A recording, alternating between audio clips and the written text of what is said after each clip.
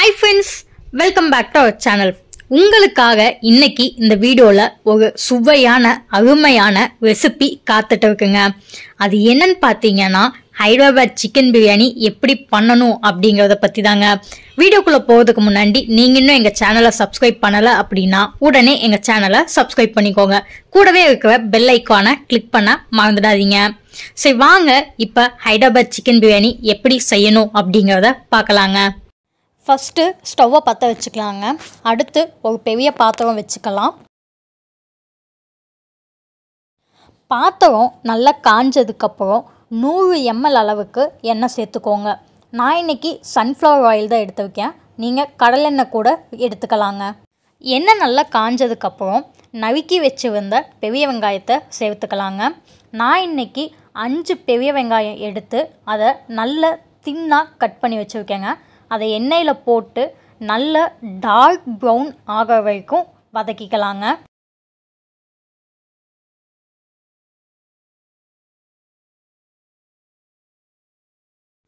இந்த மாதிரி நல்ல டார்க் ப்ரௌன் ஆகிற வரைக்கும் வெங்காயத்தை நல்லா வதக்கிக்கோங்க.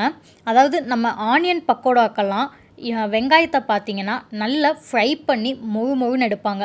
அந்த மாதிரி நாம் வெங்காயத்தை டார்க் ப்ரௌன் ஆக வரைக்கும் நல்லா எண்ணெயில் ஃப்ரை பண்ணி எடுத்துக்கணும். பாருங்கள், வெங்காயம் நல்லா ஃப்ரை ஆகிடுச்சு. இப்போ ஸ்டவ்வை ஆஃப் பண்ணிவிட்டு நாம் இதில் பாதி தனியாக ஒரு பிளேட்டில் எடுத்து வச்சிடலாங்க. மீதி இருக்கு பார்த்திங்களா, அதை கொஞ்சம் நாம் அப்படியே ஆற விட்டுடலாங்க. இப்போ இந்த வெங்காயம் நல்லா ஆறிடுச்சுங்க. இது கூட நான் சிக்கன் சேர்த்துக்குவேங்க. நான் இன்றைக்கி 1 கிலோ அளவுக்கு சிக்கன் எடுத்து வைக்கேங்க. அதை இது கூட சேர்த்துக்கலாங்க. அடுத்து பச்சை மிளகாய் சேர்த்துக்கலாங்க. நான் 5 பச்சை மிளகாய் எடுத்து வைக்கேன். அதை 2ஆக கட் பண்ணி போட்டுருக்கேங்க. அடுத்து இது கூட பார்த்திங்கன்னா 7 பட்டை சேர்த்துக்கலாங்க. பட்டையை 2ஆக 3ஆக உடச்சி போடுங்க. அடுத்து 7 கிராம்பு, 7 ஏலக்காய், 7 அன்னாச்சி முக்கு இதெல்லாம் சேர்த்துக்கலாங்க. நெக்ஸ்ட்டு இது கூட ஒரு கைப்பிடி அளவுக்கு புதினா சேர்த்துக்கலாங்க. புதினா நல்ல பொடி பொடியாக கட் பண்ணி வச்சுருக்கேங்க. இதை நாம் இது கூட சேர்த்துக்கலாங்க. அடுத்து ஒரு கைப்பிடி அளவுக்கு கொத்தமல்லி தழை சேர்த்துக்கலாங்க. கொத்தமல்லி தழையும் நல்ல பொடி பொடியாக நறுக்கி வச்சுருக்கேங்க. அதையும் இது கூட ஆட் பண்ணிக்கலாங்க. நெக்ஸ்ட்டு 1 டீஸ்பூன் அளவுக்கு சீரகம் சேர்த்துக்கலாங்க. சீரகம் சேர்த்ததுக்கப்புறம் 1 டீஸ்பூன் அளவுக்கு மல்லித்தூள் சேர்த்துக்கலாங்க. அடுத்து 1 டீஸ்பூன் அளவுக்கு மிளகாய்த்தூள் சேர்த்துக்குவேங்க.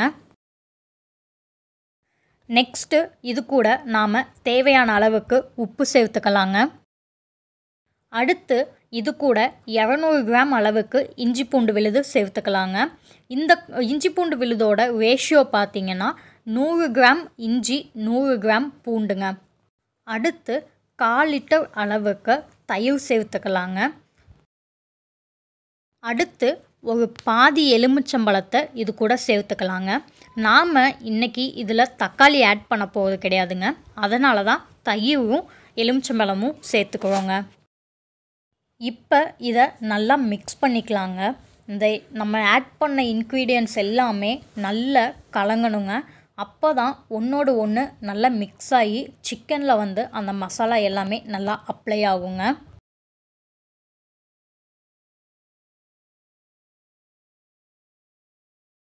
இப்போ பாருங்கள், நம்ம ஆட் பண்ண இன்க்ரீடியன்ட்ஸ் எல்லாமே ஒன்றோட ஒன்று நல்லா மிக்ஸ் ஆகி இந்த பதத்துக்கு வர அளவுக்கு நல்லா மிக்ஸ் பண்ணிக்கோங்க. இப்போ ஸ்டவ் பற்ற வச்சுட்டு நம்ம மிக்ஸ் பண்ணி வச்சுருந்தோம் இல்லைங்களா, அந்த மிக்ஸ்சரை அதை அடுப்பில் வச்சிடலாங்க. இது கூட நாம் பாதி ஃப்ரைட் ஆனியன் தனியாக எடுத்து வச்சுருந்தோம் இல்லைங்களா, அதில் பாதி இது கூட சேர்த்துக்கலாங்க. சேர்த்துட்டு கலக்கி விட்டுட்டு ஒரு பிளேட் போட்டு லோ ஃப்ளேமில் வச்சு மூடி வச்சிடுங்க.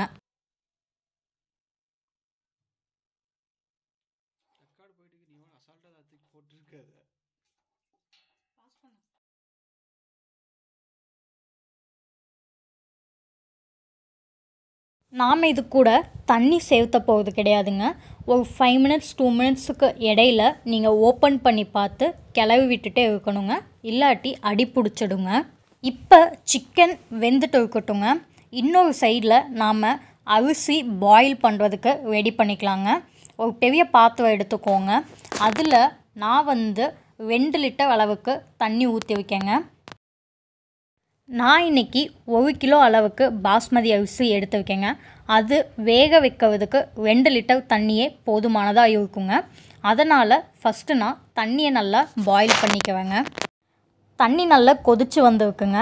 இப்போ இது கூட ஒரு 5 பிரியாணி இலை, 5 ஏலக்காய், 5 பட்டை, 5 கிராம்பு இதெல்லாம் சேர்த்துக்கலாங்க. அடுத்து 1 டீஸ்பூன் அளவுக்கு உப்பு சேர்த்துக்கலாங்க. உப்பு சேர்த்ததுக்கப்புறம் நாம் ஊற வச்சு வந்த பாஸ்மதி அரிசியை இது கூட சேர்த்துக்கலாங்க. எல்லா அரிசியையும் தண்ணியில் சேர்த்ததுக்கப்புறம் 1 கைப்பிடி அளவுக்கு புதினா சேர்த்துக்கலாங்க. அடுத்து 1 கைப்பிடி அளவுக்கு கொத்தமல்லி தழை சேர்த்துக்கலாங்க. இப்போ இதெல்லாம் சேர்த்து கலக்கி விட்டு பிளேட் போட்டு க்ளோஸ் பண்ணி வச்சிடலாங்க. அரிசி வெந்துடுச்சான்னு இப்போ ஓப்பன் பண்ணி பார்க்கலாங்க.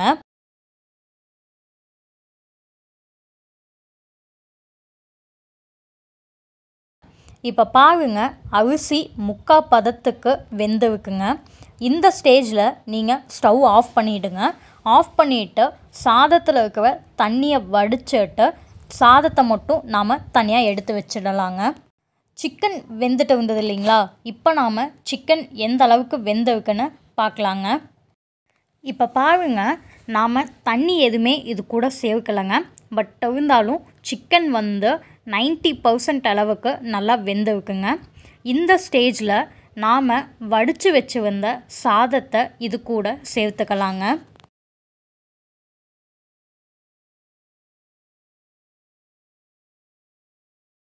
நாம் வடித்து வச்சு வந்த சாதத்தை எல்லாம் இது கூட சேர்த்துட்டு மட்டமாக பரப்பி விட்டுருங்க. அடுத்து இது கூட நாம் மிச்சம் இருக்கிற ஃப்ரைடு ஆனியன்ஸை இது மேலே தூவி விட்டுடலாங்க. அடுத்து 1 கைப்பிடி அளவுக்கு புதினா சேர்த்துக்கலாங்க. அடுத்து 1 கைப்பிடி அளவுக்கு கொத்தமல்லி தழை சேர்த்துக்கலாங்க. அடுத்து இது கூட 1 கைப்பிடி அளவுக்கு முந்திரியும் 1 கைப்பிடி அளவுக்கு திராட்சையும் சேர்த்துக்கலாங்க.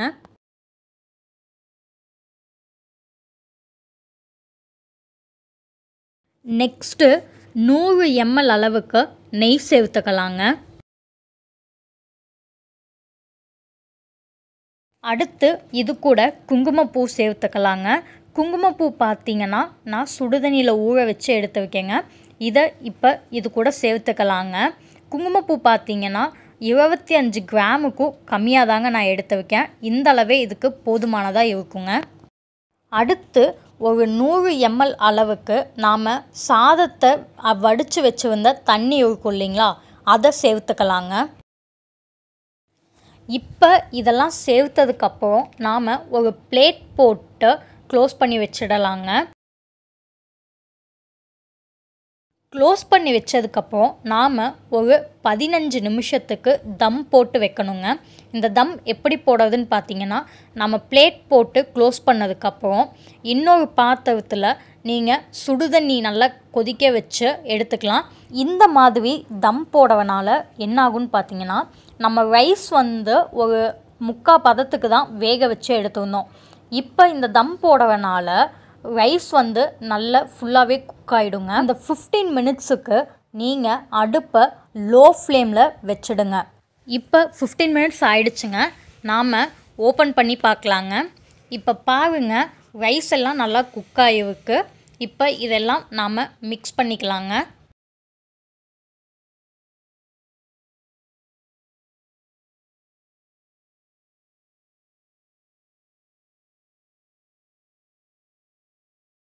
இப்போ நமக்கு சுவையான ஹைதராபாத் சிக்கன் பிரியாணி ரெடி ஆகிடுச்சுங்க. இந்த ரெசிப்பியை நீங்களும் உங்கள் வீட்டில் ட்ரை பண்ணி பாருங்கள். இந்த வீடியோ உங்களுக்கு பிடிச்சிருந்தா லைக் பண்ணுங்கள், ஷேர் பண்ணுங்கள், கமெண்ட் பண்ணுங்கள். மறக்காமல் எங்கள் சேனலை சப்ஸ்கிரைப் பண்ணுங்கள். கூடவே இருக்கிற பெல் ஐக்கானை கிளிக் பண்ண மறந்துடாதீங்க. அப்போ தான் நாங்கள் போடுற ஒவ்வொரு வீடியோஸும் உங்களுக்கு நோட்டிஃபிகேஷனில் வருங்க. சரிங்க, நாளைக்கு உங்களை இன்னொரு வீடியோவில் சந்திக்கிறேங்க. Thank you friends.